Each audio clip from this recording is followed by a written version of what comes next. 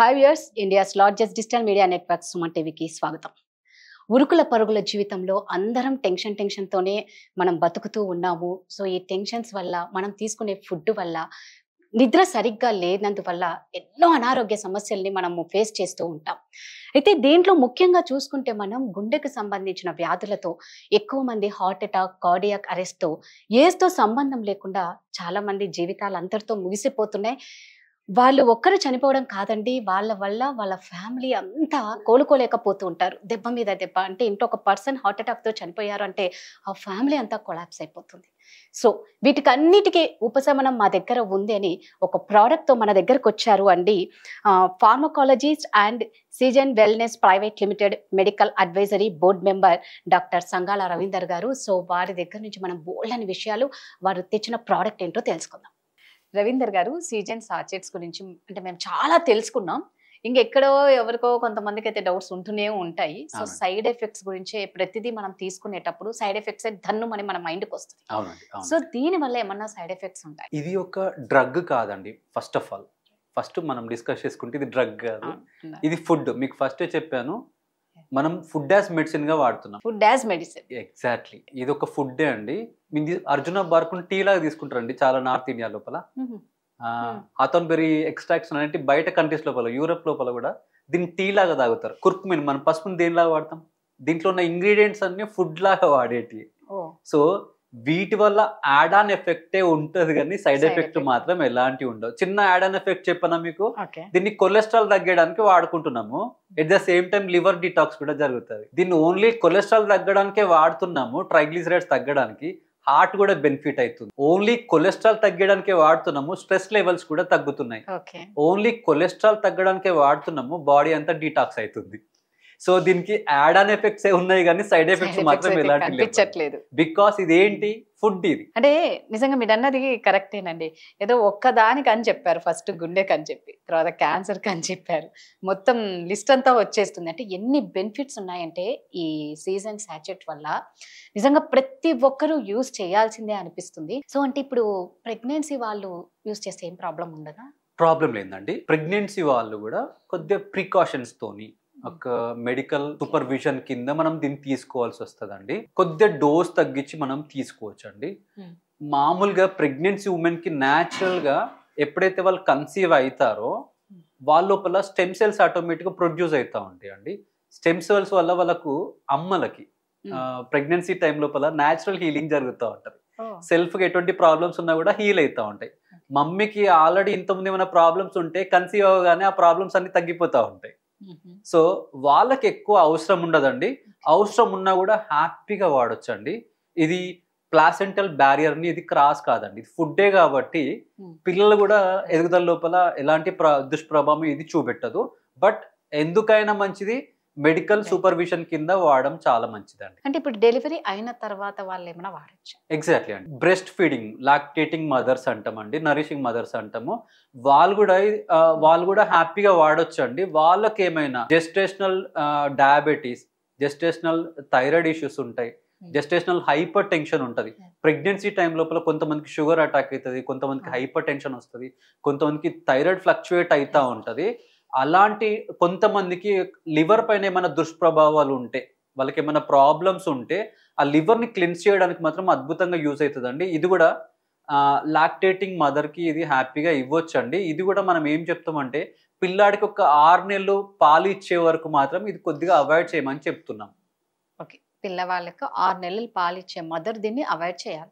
తర్వాత హ్యాపీగా తీసుకోవచ్చు. వాళ్ళు కూడా ఎవరైనా సరే 3 months ఒకసారి కంపల్సరీ సర్వీసింగ్ చేసుకోవాల్సిందే మన బాడీని సీజన్ సాచెట్స్ తో, అంతేనా? ఎగ్జాక్ట్లీ అండి. నా లైఫ్ స్టైల్ బాగాలేదండి, నేను ఎక్కువ ఆల్కహాల్ తీసుకుంటున్నాను, స్మోక్ చేస్తున్నాను, జంక్ ఎక్కువ తీసుకుంటున్నాను, సరిగా నిద్రపోతలేను, ఓవర్ టైం డ్యూటీ చేస్తున్నాను, ఎక్కువ ట్రావెల్ చేస్తున్నాను, నాకు స్ట్రెస్ ఎక్కువ ఉంటుంది, ఫినాన్షియల్ ప్రాబ్లమ్స్ ఎక్కువ ఉన్నాయి, రిలేషన్ లోపల కొద్దిగా ప్రాబ్లమ్స్ ఉన్నాయి, స్టడీ ఒత్తిడి ఉంది, జాబ్ ఒత్తిడి ఉంది.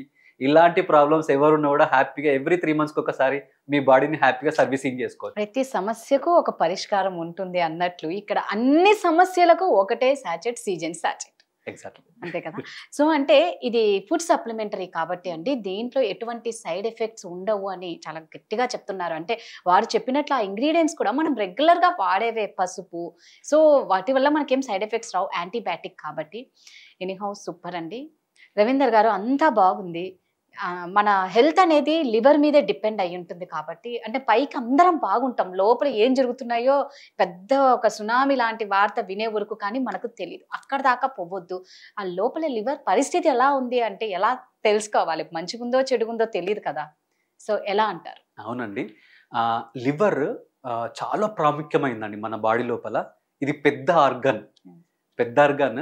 నా వెయిట్ లోపల 2% నుంచి 2.5% వెయిట్ ఉంటుందండి. ఇది యావరేజ్గా 1.5 kgs ఉంటుంది.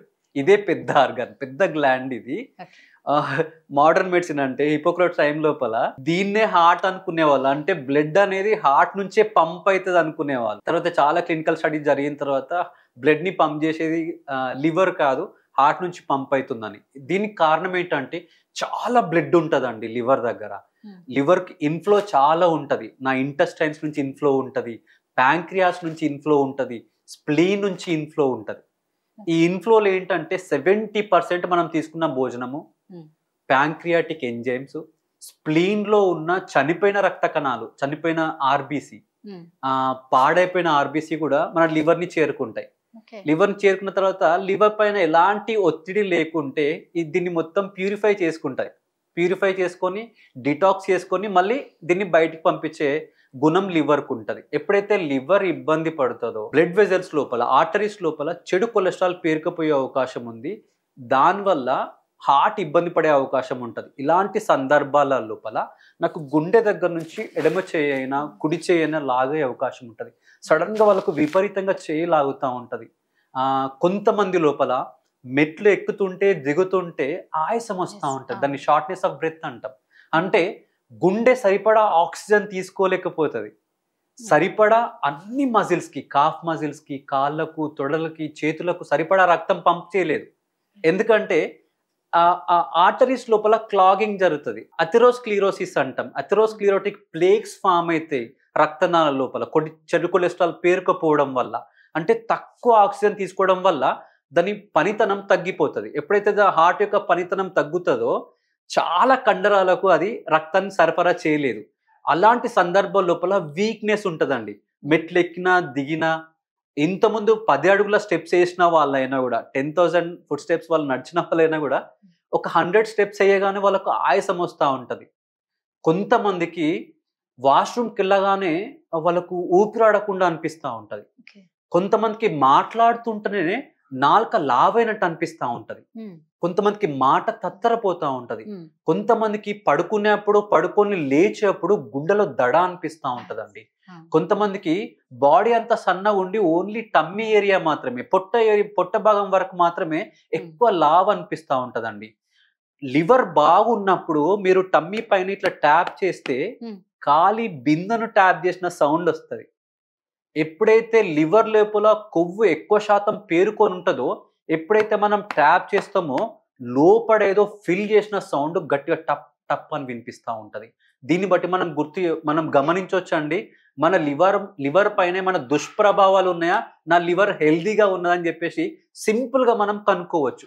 మీరు కూడా ఎవరైనా ట్రై చేయొచ్చండి. ఇంట్లో ఉన్న వాళ్ళు ఎంటీ స్టమక్ ఎట్లుంటుందో నేను ట్యాప్ చేసినప్పుడు చాలా కంచు మోగినట్టు మోగుతుంది మన స్టమక్. అంటే లోపల ఏం లేదు, ఎంటీ ఉందన్న సౌండ్ వినిపిస్తుంది అంటే నా లివర్ బాగున్నట్టు.